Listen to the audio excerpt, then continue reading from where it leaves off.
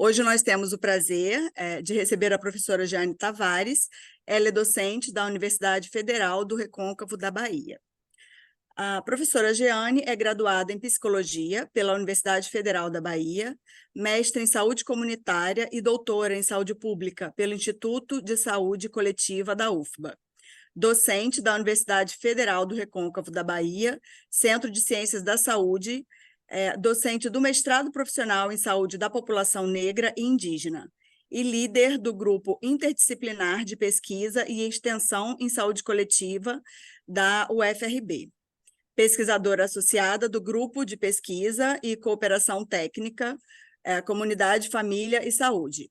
É coordenadora do Ambulatório de Atenção Psicológica a pessoas que vivem com condições crônicas, membro colaborativo do GT de Saúde da População Negra da Sociedade Brasileira de Medicina e Saúde Comunidade. Tem experiência em ensino, supervisão de estágio e pesquisa em saúde coletiva, psicologia da saúde e metodologia da pesquisa científica. Concentra-se em temáticas relacionadas a redes sociais, família e saúde, cuidado de pessoas com condições crônicas, doenças crônicas não transmissíveis e infecciosas persistentes, saúde mental da população negra, formação e rompimento de vínculos afetivos. Tem experiência em psicologia clínica com pessoas com adoecimento de longa duração. Obrigada, professora Jeane, por estar aqui apresentando para a gente, e você pode começar a sua apresentação. Obrigada pela apresentação. Bom, primeiro que é uma grande alegria estar com vocês, gostaria de estar presencialmente, mas infelizmente não foi possível, e eu estou aqui com um cronômetro já correndo, que é para a gente garantir o cumprimento do nosso tempo. Então, o nosso tema hoje é saúde mental da população negra entre a saúde pública e clínica psicoterápica. O tema da minha fala é uma confissão, né? É uma apresentação de exatamente de onde é que eu me localizo. Eu me localizo como defensora do SUS, como uma pessoa que está inserida na saúde coletiva há algumas décadas, né, nessa discussão, na militância, e também enquanto psicóloga clínica que trabalha diretamente com a população negra, e é uma população negra, pobre, com baixa escolaridade, né, aqui do interior da Bahia. É importante eu localizar de qual população negra eu estou falando, porque como a gente vai ver ao longo da nossa conversa, né, nós temos populações negras, né? Nós temos uma diversidade imensa de grupos, de coletividades de pessoas negras com características, especificidades, necessidades em relação à sua saúde mental, que, de modo geral, não aparecem nos nossos compêndios de saúde coletiva e muito menos nos livros de psicologia clínica. Então, o que eu vou falar é o que está entre uma ponta e outra, né? Todo esse mundo que existe entre o debate sociológico, coletivo, político e as necessidades individuais ou familiares ou de pequeníssimos grupos que a gente atende na assistência.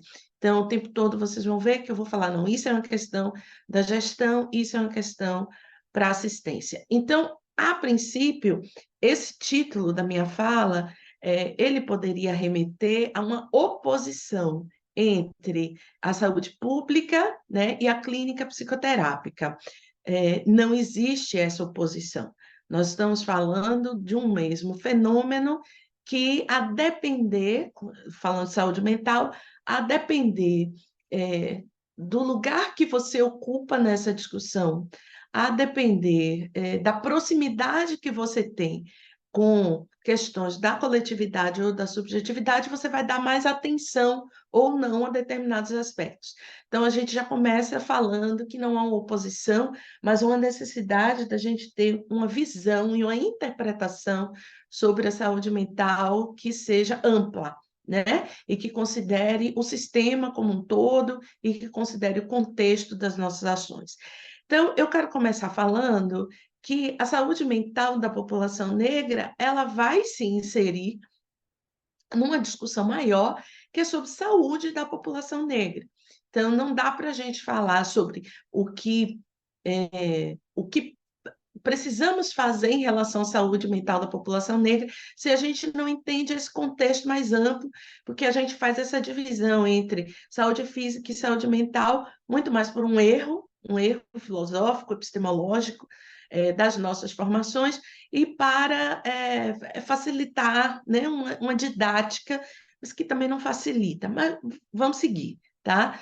Algo que uma grande parte das pessoas no Brasil ainda não entendem é porque a gente precisa falar de saúde da população negra e, portanto, de saúde mental da população negra. Muitas pessoas não entendem que isso deriva do fato da população negra no Brasil ser efetivamente a maior parte da população brasileira há alguns séculos. Isso não é uma coisa recente, desde que a gente começa a ter censos no nosso país, nós somos, sim, a maior parte da população, né? E nós somos, junto com os indígenas, as populações, né, que têm os piores indicadores de saúde. Então, mesmo tendo a Constituição de 88 estabelecido, né, como um direito universal, integral e equânime, que a gente precisa ter políticas públicas específicas para lidar com problemas específicos das populações que formam a população brasileira, os grupos que formam a população brasileira, a gente não tem. O que a gente tem visto é negligência, o que a gente tem visto é uma negligência não apenas na assistência, como na própria produção de conhecimento sobre a população negra brasileira, né? Então, é um problema político, social, de saúde pública, o racismo, que compromete e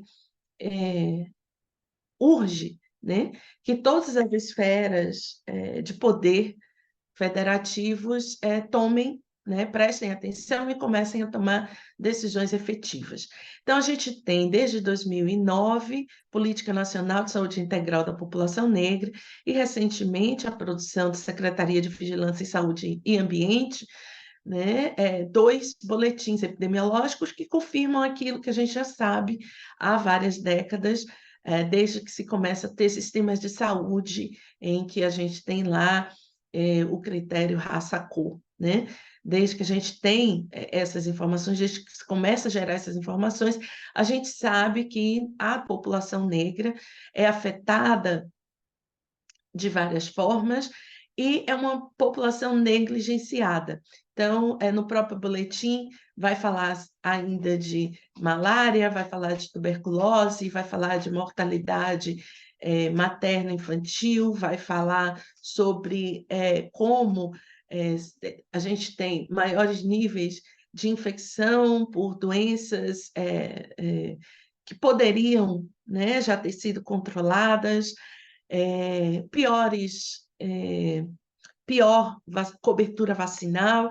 E aí a gente vai ter que, eu convido, né, todo mundo, sendo da saúde coletiva ou não, sendo especialista na área ou não, porque eu entendo que esse vídeo ele vai ser assistido também por pessoas que não são do nosso campo da saúde, não são especializados, mas todos estão convidados a ler esses boletins, né, que trazem um mapeamento daquilo que ainda se encontra na nossa realidade.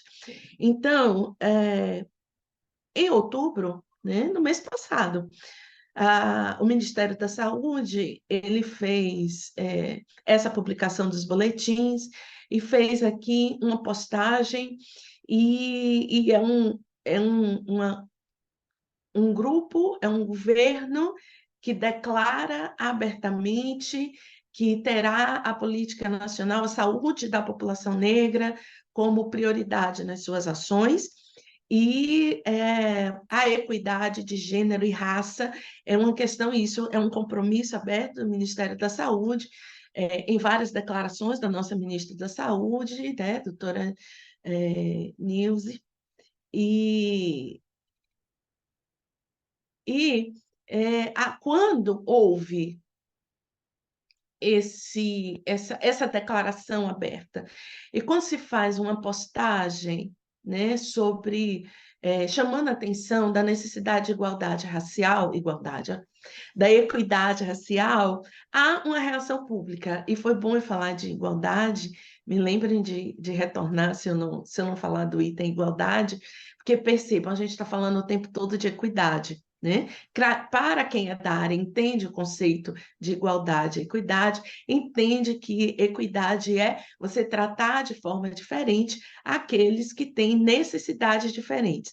Então, a gente entende no campo da saúde, falar logo para não esquecer, que quando a gente trata da mesma forma grupos diferentes, a gente acaba privilegiando aqueles que já têm vantagens sistemáticas. Então, se a gente. E é uma coisa óbvia, né? É óbvio, é uma questão ética, é uma questão de probidade administrativa, que os grupos que são mais vulnerabilizados tenham mais investimentos de ações, de assistência, de financiamento, e etc. Isso é quase que assim, não tem muito o que discutir, né? A gente fica assim, mas como as pessoas não conseguem entender isso?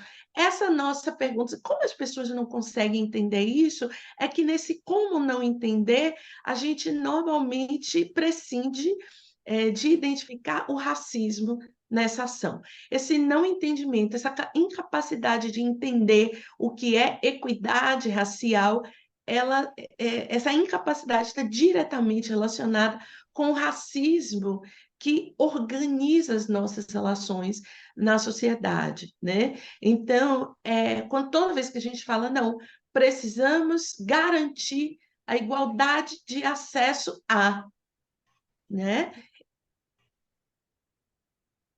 A discussão toma uma outra cara, né? A aula toma uma outra cara. Quando a gente fala, e eu vou falar aqui de políticas de ascensão de pessoas negras a determinados cargos, opa, como isso, né? E aí imediatamente vem os argumentos da meritocracia. Eu vou colocar aqui para vocês, esse é um videozinho que eu gravei do meu celular, eu não sei como é que ele vai passar aí para vocês, vamos ver que é a gravação de uma postagem do Ministério da Saúde. Então, essa postagem anunciando o boletim, e aí tem assim: saúde das pessoas é prioridade, governo racista. Então, racismo é a equidade racial. Então, como fazer nesse país tão miscigenado? O branco pobre, então, não terá a mesma assistência? Vai ter cota na fila também? Pensei que não tinha como piorar, né? A discriminação começa porque diz que o combate, e aí você quer distanciar, né? Vocês querem distanciar as pessoas, né? Gostaria de saber, e essa é muito interessante, onde fica o serviço público de saúde que nega, diferencia ou negligencia o atendimento às pessoas negras. Isso ela está supondo que isso não existe. E a saúde do restante da população, como fica? Dividir para governar. Isso aqui é muito comum. Deixa eu só dar uma pausa. Muitas vezes, quando a gente vai falar sobre políticas de equidade, quando a gente vai discutir racismo, imediatamente o argumento, que é um argumento furado, né? Que os dados de morte e mortalidade dizem exatamente o inverso, diz assim: vocês estão querendo dividir a sociedade. Como discutir sobre racismo provocasse a divisão na sociedade, que é dividida desde que essa terra foi invadida pelos europeus, desde que se começou o genocídio da população indígena e desde que se começou o genocídio da população negra. Então, essa divisão já existe, não é a discussão sobre racismo que pretende equilibrar os lados que vai trazer a divisão na sociedade.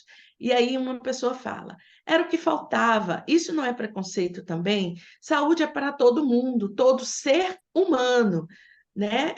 É o argumento de todo novembro, né? Que a gente ouve da consciência humana e não da consciência negra, né? Então já virou piada para nós, pessoas negras, esse tipo de argumento, né? Então a gente já considera o mês de novembro o mês da paciência negra, né? Que a gente tem que ouvir essas aberrações todos os dias.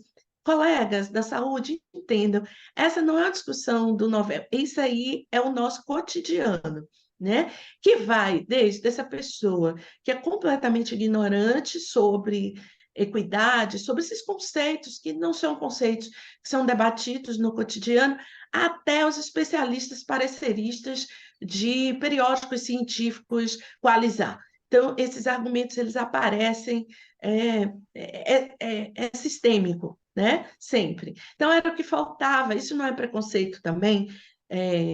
É para todo mundo, saúde é para todo mundo, todo ser humano. Vamos cuidar de melhorar, e vem todo atendimento em hospital, e etc. Ai, acabei, deixa eu ver, né? Aí é um governo que está pegando, está fazendo segregação.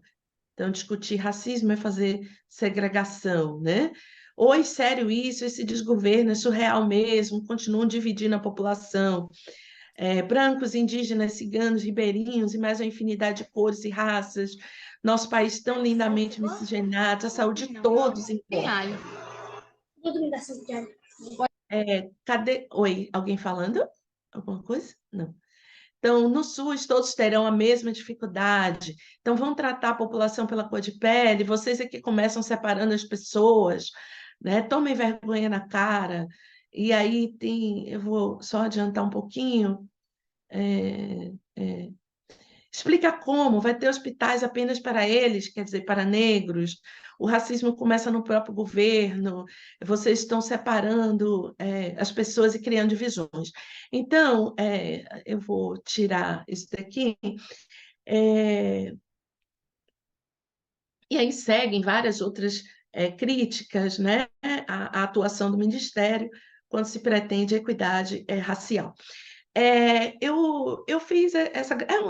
São postos públicos, né? Vocês podem passar lá, dar uma olhada, eles continuam sendo alimentados. Aí foi num momento específico que eu fiz esse videozinho. E o que está em discussão é o quanto, obviamente, complementando, obviamente tem manipulação, né? Tem vários perfis falsos, tem toda uma mobilização nas redes sociais, que é um jogo político, né? Mas o uso dessas, eu não estou me referindo mais a esse post específico, mas são histórias e são declarações e são crenças que são partilhadas fora e dentro do próprio sistema de saúde. Então, não é à toa que a gente tem uma política nacional de saúde integral da população negra. Essa política ela foi necessária e é uma vitória dos movimentos negros brasileiros, pois esse tipo de crença está dentro do sistema, está entre profissionais de saúde, né? Não é algo apenas de um ataque virtual ao perfil do Ministério da Saúde com intenção de desqualificar as ações, de fazer esse empobrecimento da discussão nas redes sociais. Existe uma intencionalidade nisso, mas não é apenas isso. Se essas ideias são utilizadas por esses grupos políticos, porque elas reverberam na população e reverberam entre profissionais de saúde, né? Então, o racismo ele deve ser entendido por nós como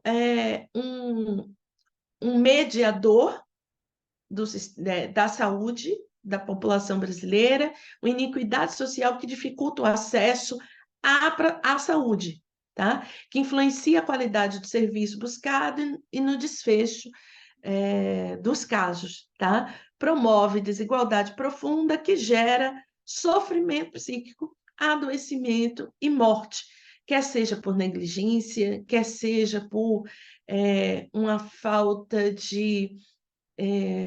da gente estabelecer protocolos adequados pelo reconhecimento de questões.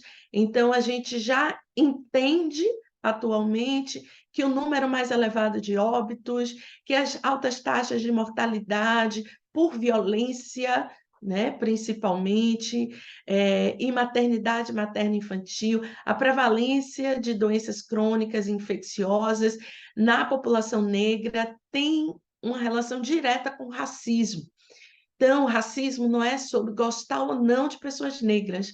Racismo é sobre estruturar uma sociedade que mata, que adoece, que faz sofrer pessoas negras de uma forma com uma disparidade muito grande entre os grupos raciais.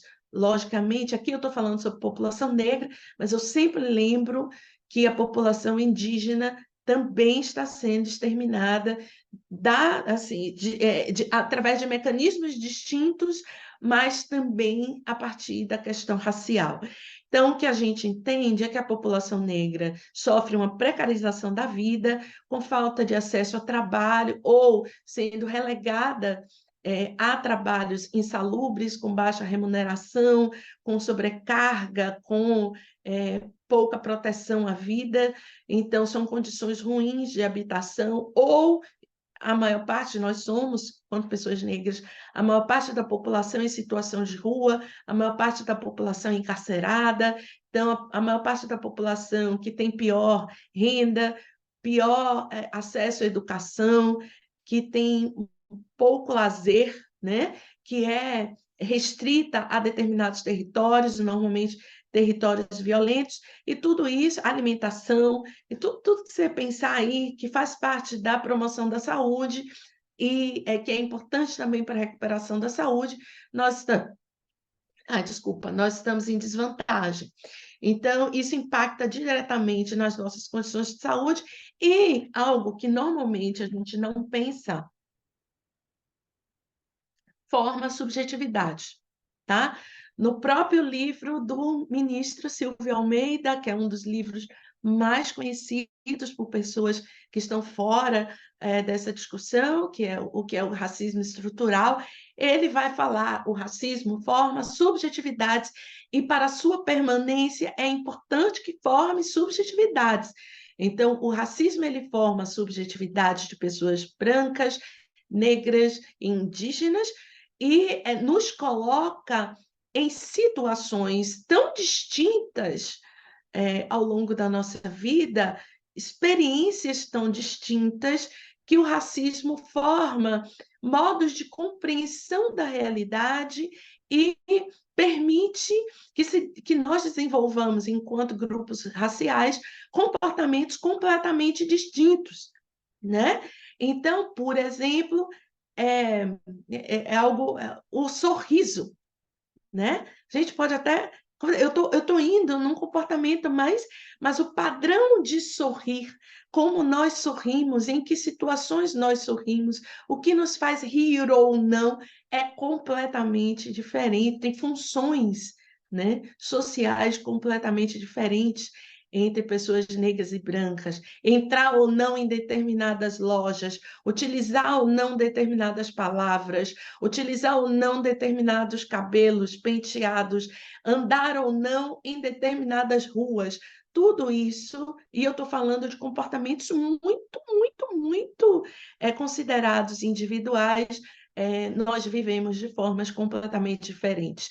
E aí eu já entro para falar sobre saúde mental. A nossa saúde mental, embora estejamos lá o argumento de somos todos iguais, nós podemos não ter uma diferença biológica, isso já foi provado, raça enquanto materialidade biológica não está em discussão, né? Nós fazemos parte da mesma espécie, mas enquanto realidade social, a raça existe. Então, raça é uma categoria sociológica que media a nossa forma de estar no mundo e que organiza a nossa saúde mental. E a própria política nacional de saúde integral da população negra toca pouquíssimo na questão de saúde mental. Então, são dois itens, particularmente: fortalecimento da atenção à saúde mental das crianças, adolescentes, jovens, adultos e idosos negros, com vistas à qualificação da atenção para acompanhamento do crescimento, desenvolvimento, envelhecimento e prevenção dos agravos decorrentes dos efeitos da discriminação racial e exclusão social. Então, aí é bem amplo. E no outro lugar, a gente vai ter fortalecimento da atenção à saúde mental de mulheres e homens negros, em especial aqueles com transtornos decorrentes do uso de álcool e outras drogas. Por que que eu destaco o uso de álcool e outras drogas? Porque até pouquíssimo tempo, e ainda, eu ouso dizer que ainda, a maior parte dos dados gerados sobre saúde mental da população negra se referem ao uso de álcool e outras drogas. É uma diminuição do que é a saúde mental da população negra, e uma limitação disso ao abuso de álcool, uso abusivo de álcool e outras drogas, e essa diminuição, essa simplificação do que é a saúde mental da população negra também é uma forma racista de nos tratar. É como se esse fosse o mais importante ou único problema de saúde mental que a população negra tem. E aí eu chamo a atenção de vocês que quando eu estou falando de saúde mental, em termos de gestão e políticas públicas e saúde coletiva, né, saúde pública, eu estou falando das várias esferas de poder e estou falando da implementação imediata, da necessidade de implementação imediata de duas grandes políticas públicas que não avançam no nosso país. E eu ouso aqui dizer porque também o racismo não permite que avancem. E o racismo dentro do sistema, tá? Entre profissionais de saúde, eu já não estou falando mais da população externa a nós, estou falando sobre nós, do campo da saúde, né? Então, existem questões que são de racismo institucional que não permitem que a Política Nacional de Saúde Integral da população negra seja devidamente implementada. Hoje, os municípios têm baixíssima adesão, né, a essa política, eu vou usar o termo adesão, mas a gente pode discutir sobre ele. Então, a gente vai ter uma baixíssima implementação dessa política nos municípios. Pelo boletim, nenhum chega nem a 50% das ações que tinha se comprometido, né? Então, já tem um compromisso baixo e nesse compromisso também não se consegue alcançar. E a rede de atenção psicossocial, que quando a gente fala de população negra, é quem efetivamente vai precisar utilizar a rede. Só um parêntese, eu tenho gatos, né? Então, quem já me acompanha sabe que eu tenho gatos, e quem é gateiro sabe que a qualquer momento tudo pode acontecer. E aí vocês vão ver a câmera balançando um pouquinho, são meus gatos que estão passeando aqui e preparados para entrar, né, e para derrubar a câmera. Então, o que a gente tem nesse debate é que a gente precisa se dar conta que quando eu falo saúde mental da população negra, eu não estou reduzindo a clínica, eu não estou reduzindo a assistência, eu estou falando que a clínica e a assistência são só a ponta do iceberg de uma produção de serviços, de instituições, de políticas que ainda estão por ser implementadas, e aí toda a discussão fica no que o profissional da ponta consegue fazer ou não, quando a gente perde de vista que nem a política de saúde da população negra e a própria RAPS, né, não são devidamente implementadas, e esse profissional que está lá na ponta fica ali apagando incêndio e fazendo redução de danos, enquanto a população negra está sendo assassinada cotidianamente, tá? Então, eu não estou falando da clínica, de consultório, para a classe média e para negros em ascensão, que também tem um sofrimento psíquico intenso, e para quem tem sido escrita a maior parte dos textos e discussões sobre saúde mental da população negra, porque são as pessoas que têm sido atendidas por profissionais que vão publicar os seus trabalhos, tá? Certo? Então, a gente tem uma esfera federal que precisa imediatamente estabelecer política de incentivos, né? E de adoção incentivos à adoção e manutenção da Política Nacional de Saúde Integral da População Negra, incentivos e repasses financeiros devem ser atrelados a indicadores que precisam ser definidos e avaliados. Então, a gente precisa de indicadores para saber, a gente precisa entender qual a estrutura, como é que o racismo está na estrutura, quais são os indicadores de enfrentamento, o que, que a gente está chamando de antirracismo nessa estrutura. Então, a esfera federal ela vai lidar com uma população imensa, vai lidar com políticas públicas, os estados precisam incorporar, né, essa política imediatamente nos seus planos estaduais, na sua discussão, precisam implantar RAPs, e aí não é apenas a contratação de profissionais, mas também é o treinamento de profissionais para atendimento à população negra, é a contratação, contratação e é o concurso público que dê a possibilidade de profissionais negros entrarem e se manterem nas redes de atenção psicossocial, é a finalização do financiamento das comunidades terapêuticas, que não são comunidades, não são terapêuticas, são focos de doutrinação religiosa, servem para privatizar, para que o dinheiro público não seja investido em políticas públicas que estão aí há anos e que precisam desse investimento, né? Gestão de políticas para a equidade racial dentro dos seus quadros profissionais, dentro da gestão.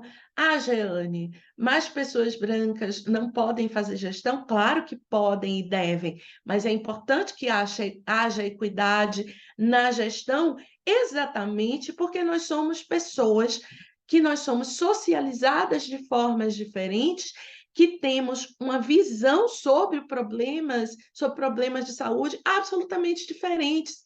Então, não apenas pessoas negras devem ascender à gestão, como pessoas com deficiência física, como pessoas que não sejam hetero, cis, normativas, como pessoas múltiplas. A gente precisa ter muita gente que tem experiências de vida e acesso a posições de poder diferenciadas, exatamente para que o sistema de saúde ele possa ser múltiplo, exatamente para que possa haver equidade. A gente pode conversar um pouquinho mais sobre isso na nossa discussão, tá bom? Então, em termos de municípios, novamente, políticas, olha que repetitiva a professora, a Política Nacional de Saúde Integral precisa ser incorporada nos planos municipais, a rede de atenção psicossocial que tenha que seja culturalmente, sociologicamente preparada para receber a população negra com abordagens, com práticas clínicas que digam respeito às nossas experiências e nossas vivências, e, novamente, não trocar financiamento a comunidades terapêuticas, ditas comunidades terapêuticas, por apoio político e votos, que a gente sabe que é isso que acontece. Eu não estou falando de nada que não seja conhecido de todos nós. A gente tem uma grande avaliação nacional de comunidades terapêuticas, do qual participou o Conselho Federal de Psicologia, Ministério Público Federal, o próprio Conselho Federal de Medicina. Então, várias instituições extremamente sérias participaram e isso aí está dado, né? Se você colocar no Google, você vai localizar lá essa avaliação nacional. Então, quando a gente chega na ponta, que a gente tem lá aquele profissional, entenda que às vezes não tem governabilidade nenhuma, inclusive para fazer o atendimento que nós já sabemos ser adequado à população negra, porque toda a gestão e as políticas não estão comprometidas com o bem-estar e a saúde mental da população negra. Então, não dá para exigir um atendimento diferenciado, adequado, um apoio matricial, né, que seja adequado às equipes, por exemplo, dos psicólogos, se tudo isso que vem antes não foi resolvido também, e se, aí eu já estou indo para as universidades, para a nossa formação, teorias técnicas, contextos clínicos não são ensinados da forma adequada para os profissionais de saúde. Se o único contato que a medicina tem com a população negra é fazendo seu treinamento, né, no serviço público, de uma forma extremamente jocosa e desrespeitosa, muitas vezes, e eu estou citando a medicina, mas podia citar qualquer outra formação, qualquer outra categoria de saúde, ou apenas com corpos negros lá na bancada do IML, né, ou do laboratório, e aí são as peças, né, que são lá, é o mesmo nome que é utilizada durante a escravização para se referir ao objeto corpo negro quando chegava aqui para ser escravizado, tá? Então, não dá para se exigir desse profissional que está lá na ponta que ele não seja racista se ele não tem uma formação antirracista e se a própria gestão não se preocupa, não se ocupa de identificar e acabar com os processos racistas dentro do próprio sistema. Agora, olhando aqui o pouco tempo que a gente tem, eu vou ter que acelerar algumas questões para finalizar a parte da gestão, e aí, se vocês me derem mais 5 minutos, eu avanço para a clínica, tá? Mas o que é importante em termos de saúde pública, e aí a própria citação do livro do professor Silvio Almeida, que muita gente pula esse capítulo, quando a gente fala de o que se tem que fazer, né, na luta contra o racismo estrutural. Então, ele vai falar que é promover a igualdade e diversidade, que foi o que eu já falei antes, nas relações internas, no serviço e com o público externo, remover obstáculos para a ascensão de minorias, manter espaços permanentes de debate e revisão de práticas institucionais, acolhimento, promover acolhimento, possível composição, né, de conflitos raciais dentro do sistema. E aí a minha contribuição que é identificar como esse racismo opera na estrutura, nos processos organizacionais, nos microespaços de poder, estabelecer indicadores de enfrentamento do racismo institucional. Então, não é apenas no novembro fazer as falas, que aí fica igual ao setembro amarelo, igual a outubro rosa, esses meses terríveis, né, coloridos, que não servem como políticas públicas, só servem para facilitar, né, atendimento privado. Então, enfrentamento efetivo de comportamentos criminosos internos e relacionados a racismo contra a população. E quais são esses pensamentos? A falta de esses comportamentos criminosos dentro do sistema. E aí é uma questão de gestão de saúde pública para fazer o sistema de saúde funcionar da forma adequada, né? Falta de financiamento e pessoal para as ações antirracistas. Normalmente, a política de saúde da população negra fica com um grupo muito restrito, que já é militante, né? É só ali, vamos lá, uma coisa que é uma fala que é da escravização, do tempo da escravização, né? Para inglês ver, é mais ou menos a mesma lógica.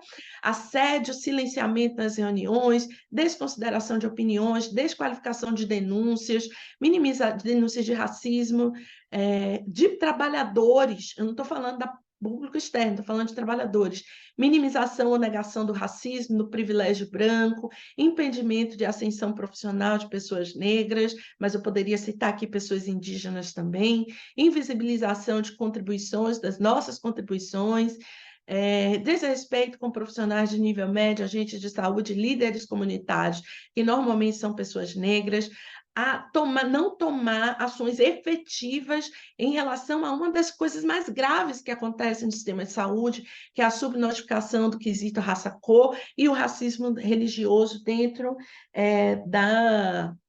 do próprio sistema de saúde. Eu queria perguntar se vocês me dão mais 5 minutos ou eu encerro aqui, porque, pelas minhas contas, eu estou com 37 minutos. Eu queria só falar um pouquinho mais especificamente sobre clínica. É possível? Esperando. Sim, Ai, sim, pode ser? sim. Tranquilo? Então, eu chego, já falei da questão de gestão, já falei em todas essas esferas, e aí eu quero vir para o miudinho mesmo do atendimento, que é o que fica mais explícito para a população quando a gente fala de saúde mental, que é assistência, né? Então, a clínica psicoterápica, eu vou falar da psicoterapia, eu vou falar de nós, da minha categoria profissional, não vou usar falar de outras, mas profissionais de outras categorias que fazem parte da saúde mental podem tomar para si, para discutir, para entender, né, sua própria categoria. Então, a nossa clínica, o nosso fazer clínico tem cor? Claro que sim, porque a clínica, ela se organiza a partir de todos daquilo que faz parte da sociedade. Então, não existe uma clínica neutra, não existe uma bolha a partir da qual a gente vai estabelecer técnicas e teorias. Não. Quando nós criamos abordagem e nós criamos técnicas, nós criamos a partir daquilo que a gente vê, a partir daquilo que a gente experiencia. Então, como eu já falei antes, a população negra vai ter experiências de vida que vão levar a desenvolver sofrimentos, potencialidades, vulnerabilidades que são específicas, que são associadas a essas experiências. Então, é muito comum na clínica com a população negra a gente encontrar muito medo. Mas qual é o medo? É o medo de estar andando na rua e levar um tiro.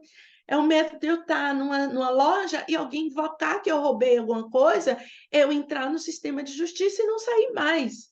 Né? É uma desesperança que pode levar a depressão, a transtorno de ansiedade, esse medo continuado de nossos filhos serem assassinados, né? Audre Lorde fala assim: mulheres brancas, feministas brancas, enquanto vocês têm medo dos seus filhos, eu estou citando Audre Lorde, tá? Enquanto vocês têm medo dos seus filhos se tornarem misóginos, se tornarem homens ruins, a gente tem medo dos nossos filhos serem assassinados, deles não chegarem em casa, né? Deles serem humilhados cotidianamente, já não estou mais citando a Audre, mas assim, deles, ao saírem de casa, serem revistados 3 ou 4 vezes, deles serem humilhados em público. Essa humilhação pública continuada está diretamente relacionada à forma como se desenvolvem os transtornos de ansiedade. O que eu estou dizendo aqui? Só por isso a gente já precisa ver que os nossos critérios diagnósticos eles precisam ser mudados. Né? O que é ansiedade para uma pessoa negra que vive num território violento? O que é um transtorno de ansiedade para uma pessoa que vive num condomínio cercada de de toda a proteção. Então, não estou dizendo que pessoas brancas não têm transtorno. Eu espero que vocês estejam entendendo. Não estou dizendo que pessoas brancas não têm depressão e transtorno de ansiedade. Longe disso. Tem também. Mas o entendimento do caso clínico e a forma como essas pessoas vão ser atendidas e os critérios diagnósticos precisam ser diferentes, porque nós estamos em situações sociais completamente diferentes. Então, é muito comum para nós, pessoas negras, as microagressões raciais e de gênero que são agravadas quando pertencemos a grupos de sexualidades que não são as normativas. Por exemplo, a gente tem uma sobreposição, ou quando temos deficiência física. Então, a gente tem uma sobreposição, por exemplo, de violências cotidianas. E microagressões não dizem respeito à intensidade de sofrimento que provocam, mas sim a sua reprodução continuada e o contexto em que elas ocorrem. Então, violência na infância e na adolescência, relacionada ao quê? A abandono. Então, a grande maioria das crianças institucionalizadas em abrigos e orfanatos, né? Instituições, né? Que ficam lá à disposição para adoção são crianças negras, são bebês negros, né? Que não são priorizados durante a adoção e que não são pensadas pelos casais brancos que as adotam, e isso é uma coisa que vem muito na clínica, como diferentes dessas outras pessoas dessa família branca. E isso vai causar um sofrimento psíquico importante constante entre pessoas negras que foram adotadas. A negligência, castigos físicos, exploração laboral. Então, são crianças que começam a trabalhar muito cedo, acompanhando suas mães, pais em faxina, no mercado informal, violência na escola, que os pedagogos vão chamar de bullying, mas que não passam de violência racial. Acho que a gente precisa discutir o que a gente chama de bullying. Um sofrimento difuso, uma sensação constante de inadequação do nosso corpo, que há pouquíssimo tempo, gente, quando eu procurava imagens de famílias negras em 2017 para ilustrar slides do meu pós-doutorado, eu não encontrava. Descritor de saúde, saúde da população negra, eu posso estar equivocada, mas eu procurei também em 2017 e eu não achava descritor lá no DEX, tá? Na lista de descritores. Eu não posso afirmar com certeza isso aqui, mas eu tenho quase certeza, porque eu ficava assim, mas como não tem, né? Saúde da população negra, saúde população negra, mas eu preciso confirmar isso, mas eu acho que eu não encontrei. Isso é a gravidade do que eu estou falando, né? Isso se confirmando. Então, a sensação de impotência, de incapacidade, que não vem da discussão sobre meritocracia, que não vem do esforço pessoal, você precisa se esforçar, que não vem das abordagens teóricas na saúde mental, que falam de um sujeito que não se esforça o suficiente, como se bastasse a gente se esforçar o suficiente e iríamos conseguir, né? Esse debate da meritocracia, ele é um debate branco, né? É um debate que surge entre pessoas brancas com o mesmo tipo de acesso garantido, tá? É ruim também para pessoas brancas esse debate da meritocracia, mas faz sentido lá no neoliberalismo entre pessoas brancas, né? Mas que não faz nenhum sentido com outros grupos raciais que são sistemáticos, que têm uma desvantagem sistemática de oportunidades e acessos e que são sistematicamente perseguidos, humilhados e mortos cotidianamente. Então, essa sensação de impotência e de incapacidade não é uma distorção cognitiva de pessoas negras. Pode existir em alguns casos, pode existir em alguns casos, porque nós não somos todos iguais, mas a grande maioria dos casos, essa sensação, ela não pode ser enquadrada como um transtorno em saúde mental, por exemplo, tá? Ela faz parte de uma resposta psíquica, de uma leitura adequada do contexto. Então, nós tivemos há pouco tempo noticiado em jornais um jovem adolescente que diz assim: peguei o rosto de meninas da minha escola e fiz com inteligência artificial, eu acho que vocês viram isso, né? Essas imagens terríveis, né, dessas meninas, mas não vai acontecer nada comigo, porque eu tenho dinheiro e sou branco. Olha só, isso não é necessariamente um transtorno, essa constatação. Ele está fazendo uma leitura adequada da realidade, porque ele tem visto isso acontecer desde que ele nasceu. Então, quando uma pessoa negra diz, eu não consigo lidar com isso, eu me sinto muito impotente, eu me sinto sozinho, eu me sinto sozinha o tempo todo, né? Eu tenho pouco acesso a determinadas questões que eu vejo todo mundo tendo, mas eu não tenho, né? Eu não tenho os meus lutos autorizados e reconhecidos ou validados. Então, você pode ter uma pessoa branca que perdeu a avó aos 30 anos, né? Aos 40 anos, é a primeira vez que vai ter uma experiência de morte de uma pessoa querida. Uma criança negra de 9 anos, eu sempre falo dos 9 anos, porque 9 anos para um menino negro que vive num território periférico e violento, ele tem aí mais, pela estatística, mais uns 10 anos de vida. Então, ele já está ali, estatisticamente, podendo estar no final da sua vida. E eu repito isso.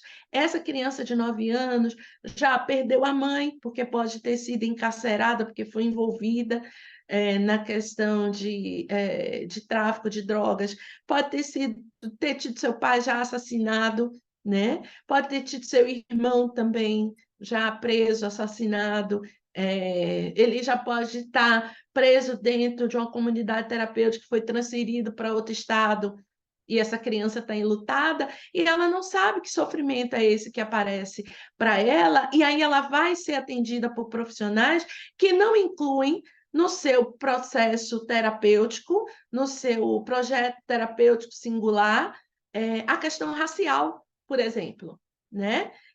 E aí, quando a gente vê um número grande de pessoas negras com ideação suicida e com comportamento suicida, a gente acha estranho, né? Mas não há nenhuma estranheza. Isso é parte do sofrimento psíquico que é gerado cotidianamente pelo racismo. Então, eu paro aqui, que eu avancei um pouco no horário, peço desculpas.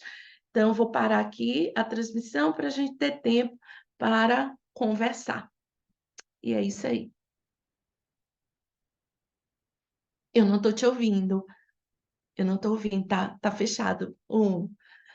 Ah, ai,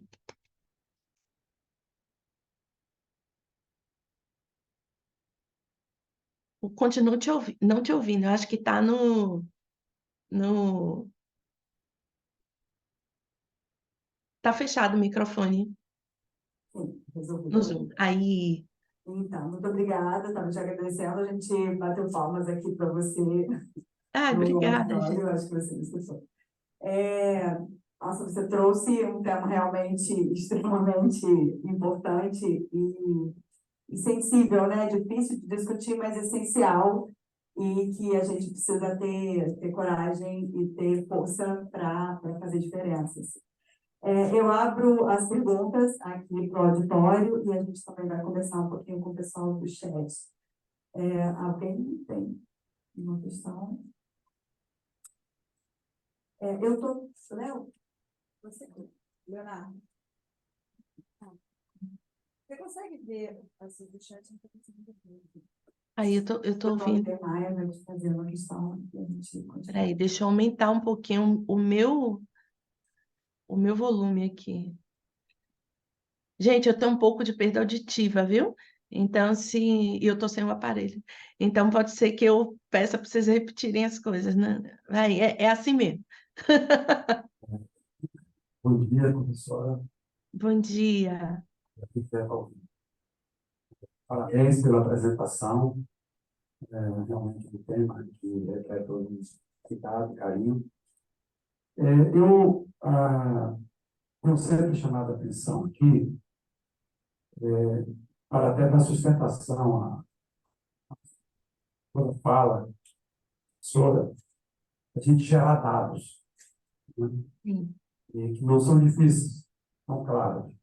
Eu fiz uma lista aqui, por exemplo, eu já citei aqui nesse auditório, em uma outra oportunidade, não tão longe, de que uma investigação para avaliar quais as mulheres que chegavam no hospital de Chile Maltês com câncer de colo do útero com 5 centímetros, já no estágio avançado, não foi difícil perceber que a maioria era do interior, ela era pobre e preta, o que mostra realmente que precisamos dar conta disso. Um outro trabalho, no Pau da Lima, onde nós temos trabalhado há mais de 27 anos, eu até fui um morador de lá, sobre hipertensão. E chamava a atenção que entre 20% das pessoas entre 20 e 40 anos tinham hipertensão. E, obviamente, que a maioria das pessoas eram pessoas negras. E nessas populações, eles tinham, na verdade, às vezes, um pai ou uma mãe, né, que já sofria antes, né, que teve um acidente vascular cerebral e que estava em cima de uma cama. Né? Diabetes, eu poderia listar uma série de coisas. Anemia falciforme.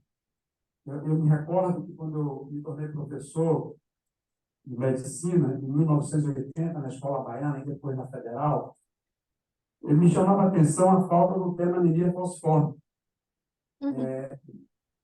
Principalmente na patologia que militava. E no momento que tivemos uma oportunidade, nós criamos.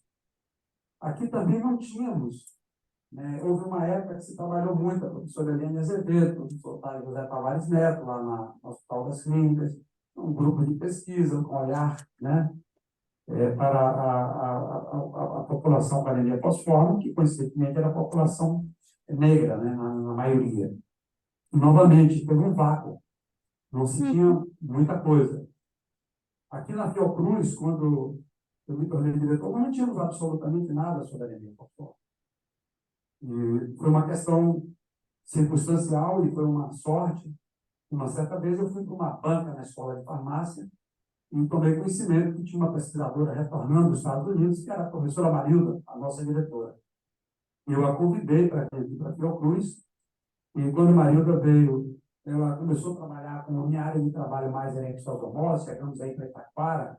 Em um dado momento, eu disse: Marilda, eu acho que a melhor coisa é você voltar para trabalhar naquilo que você tem mais competência, que você, inclusive, tem um doutorado e sabe mais do que todo mundo, que é a anemia falciforme.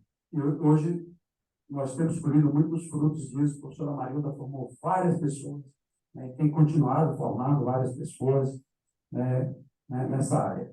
Então, leumiomas, a gente sabia que leumiomas é uma neoplasia benigna do colo uterino, né, ela é muito frequente, traz um certo sofrimento, um sangramento, muito mais frequente na população negra.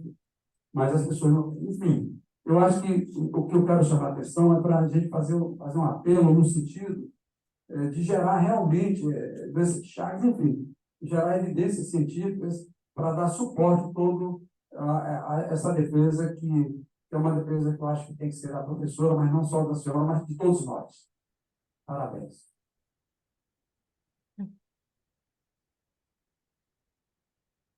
A gente pode ir com algumas perguntas do chat. O Leonardo vai... Eu já não sei se você quer comentar ou não. O comentário do professor Vitor Maia, não. Bom, vamos adiante, então, para intercalar. Não está ouvindo, Léo. Você ouviu, professora? Você me ouve? Eu tô ouvindo bem baixinho. Ele perguntou se a senhora queria se comentar logo agora sobre meus comentários ou deixar para depois. Não, é melhor deixar para depois, né? Porque a gente Tá tem bom. Então, pouquinho tempo. vou emendar mais uma pergunta, um comentário, né, da Neide Araújo. Também acho que a discussão sobre bullying é necessária. Ela faz esse comentário sobre bullying.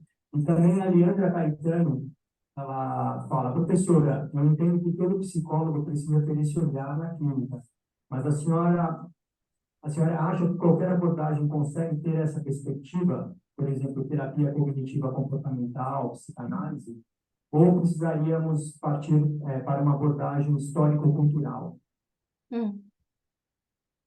Mais um comentário da Camila Jesus de Santos.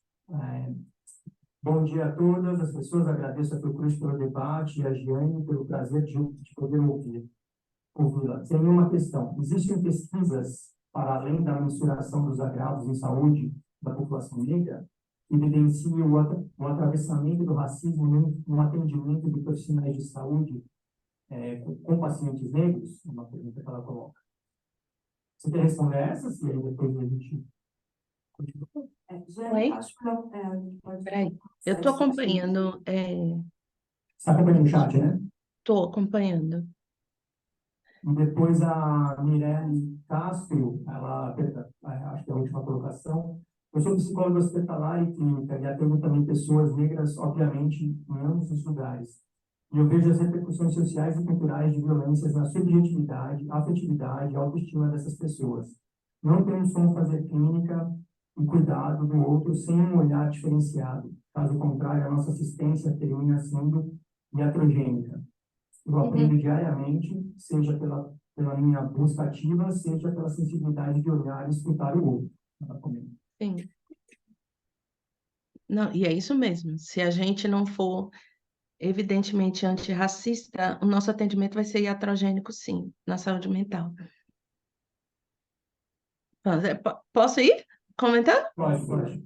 Então, pronto. Não, assim, nós estamos nos piores indicadores mesmo. A gente não é dada à população negra os recursos, inclusive para o autocuidado, né? Então, sim, vão aparecer essas pessoas, pessoas negras, em todos os hospitais públicos e com os casos mais avançados, quer seja no câncer. Eu tenho até uma discussão bem interessante sobre a questão do câncer de mama, né? Mas isso aí é para um outro dia, entre mulheres negras, que foi o meu mestrado. Mas é isso aí. A gente, enquanto formadores, e aí eu estou falando da Fiocruz, estou falando do Instituto de Saúde Coletiva, estou falando das universidades federais, a gente ainda está bem distante dessa discussão. Fica muito evidente para nós a necessidade de equidade de classe.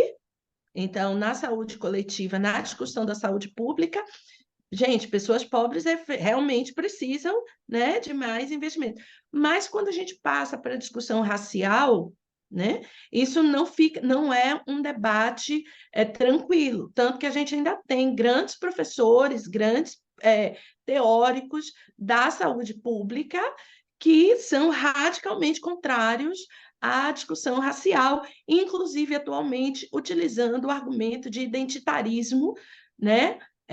E aí é uma outra discussão. Eu estou acabando de escrever um texto junto com duas colegas muito queridas sobre os argumentos que a esquerda progressista, né?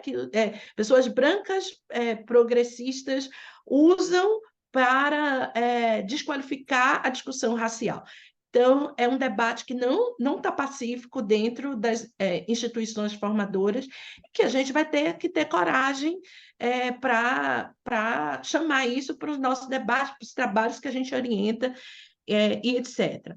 Teve uma questão aqui sobre as abordagens teóricas. Eu sou terapeuta cognitivo comportamental, para quem perguntou, não estou achando aqui mais seu comentário, desculpa, para falar o seu nome. Desculpa, estou procurando aqui e não estou achando, né? Aqui, achei, né? A Leandra. Então, Leandra, eu sou terapeuta cognitivo comportamental. A abordagem histórico-cultural, ela não é uma abordagem específica. Todos nós precisamos ser culturais, entendeu? A sócio-histórica deveria ser algo que perpassa todas as abordagens, né? Não há eu não posso escolher prestar atenção ou não na historicidade da vida do sujeito e do grupo a que ele pertence, né? Então, as abordagens teóricas precisam ser atualizadas. Eu estou fazendo isso na cognitiva, e aí convivo, a psicanálise também tem tido um avanço muito interessante, até mais do que a cognitiva, né? Grande parte dos autores antirracistas são psicanalistas também, então a gente está aí fazendo isso mudar, né? Debate, pesquisas para além da mensuração que evidenciam o atravessamento do racismo. Existem pesquisas? Existem pouquíssimas pesquisas, Camila. A gente tem uma produção de publicações, eu estou falando agora do Cielo, concentradas a partir de 2019. Obviamente, existem publicações mais antigas. Para a gente ter uma ideia, existe discussão sobre saúde mental entre pessoas negras desde Juliano Moreira, né? Desde Lima Barreto. Então, a gente tem um século de discussão, mas, por exemplo, de publicações no Cielo, que a gente está conseguindo ultrapassar a barreira dos pareceristas. E deixa eu dizer aqui, pareceristas das revistas científicas brasileiras são a grande força do racismo para que haja o epistemicídio e para que a gente não consiga dados publicados. Tá? A gente já tem teses nos bancos de teses e de dissertações, uma quantidade de trabalhos que está aumentando cada vez mais. A gente teve um livro lançado esse ano sobre epidemiologia, com a participação de pesquisadores da Fiocruz, com participação de pesquisadores do Instituto de Saúde Coletiva, de várias universidades, que é um marco, né, trazendo dados epidemiológicos analisados sobre a população negra. Está disponível, pode colocar no Google, Eu posso deixar lá na minha página o título, porque agora eu não vou me lembrar, tá? Mas está lá. Sou psicóloga hospitalar. Dá para ler mais? Ou a gente acaba aqui? A gente pode discutir mais uma questão e ver se a gente tem mais alguma discussão aqui com o público também. Você quer ler? Que aí eu acho que fica mais fácil, né? Posso ler? Você, Porque aí, acho que sim. Você não, está lendo, porque você aí está já vai no não quer ritmo. saber. Já corre aqui e eu já vou lendo e vendo o que é. Sou psicóloga hospitalar e clínica, ô Mirella, é difícil hospital, viu? E atendo também pessoas negras, obviamente, em ambos os lugares, vejo as repercussões sociais e culturais da violência na subjetividade, afetividade e autoestima. Não temos como fazer clínica e cuidar do outro sem um olhar diferenciado, caso contrário, nosso sistema termina sendo iatrogênica, exatamente. E a gente confirma, né? O sintoma e os racismos. Eu aprendo diariamente sensibilidade. Professora Jeane, você poderia falar, Larissa, poderia falar um pouco mais sobre as possibilidades de se adequar à clínica psicológica às particularidades das experiências vividas pela população negra? Poderíamos dizer que parte desse processo passa pelo cuidado profissional e não patologizar? Sim, isso aí é o básico. Não patologizar o sofrimento produzido pelo racismo estrutural é o básico. Então, que a gente tenha compêndios de psiquiatria do século XIX, já colocando, por exemplo, o desejo de fugir das plantations, das plantações da escravização, como uma patologia a ser resolvida com mais açoites, com prisão e etc. Tá? Então, o comportamento da população negra de resistência ao racismo sempre foi patologizado pela psiquiatria e pela psicologia. Então, romper com isso é o nosso primeiro ponto, né? Lá no ResearchGate, se você entrar, eu tenho uma coletânea de artigos meus só discutindo sobre isso. E aí você pode ler, e aí a gente já tem avançado um pouquinho nisso. Vai sair, nós estamos tendo cada vez mais livros, né, de autores muito interessantes já discutindo isso na clínica também, né? Ah, vamos Eu queria lá. saber se a gente tem mais alguma questão aqui com o público. Acho que não. A gente está com a hora um pouquinho avançada. Eu queria Avançada. um pouquinho. Eu queria discutir uma questão com você, e você tocou sobre isso, em relação à gestão, né, Sim, na saúde, que é o que a gente está falando aqui, de saúde mental. Você falou na questão assim, de ter pessoas negras na gestão e nos cargos de decisão. O quanto isso faz diferença sim, e pensar um pouco nas soluções, porque, é claro, a pobreza está misturada também com a questão de raça, porque, né, como você mostrou bem, tem uma parte da população pobre também é negra, né? Mas como assim, achar saídas para essa questão e ter uma visão mais sensível de também você discutiu aqui, né, algumas saídas, mas de como trazer essa população, de como enxergar melhor essa população. Acho que é a questão das lideranças realmente, né, pode fazer uma diferença importante. Você comentar um pouquinho sobre isso. E não pode, e foi bom eu retomar isso, que não pode ser qualquer pessoa negra, né? Eita, Jeane! Se você pega uma pessoa negra comprometida com a manutenção do racismo, oi, fala, pode Desculpa. falar. Hã? Não, uma pessoa preparada, né, para estar no cargo, Isso, né? tem uma Então, vivência. nós todos e todas e todos precisamos ser antirracistas, né? É interessante quando você traz isso, e eu já coloco aqui, a gente se torna negra, né? A gente se torna negra, a gente se descobre negra e negra, porque existe um processo no Brasil, que é uma grande falácia, da democracia racial. Então, muitas pessoas negras crescem achando que vivemos realmente numa democracia e tudo se resolve pela meritocracia, tudo se resolve apoiando o racismo. Isso também é o produto mais acabado, melhor acabado do racismo, é esse negro que é conivente com essas coisas. Então, não é qualquer negro, mas pessoas que sejam comprometidas com o antirracismo e pessoas brancas também na gestão, comprometidas com o antirracismo, né? Então, nós precisamos trabalhar juntas, juntos. Certo.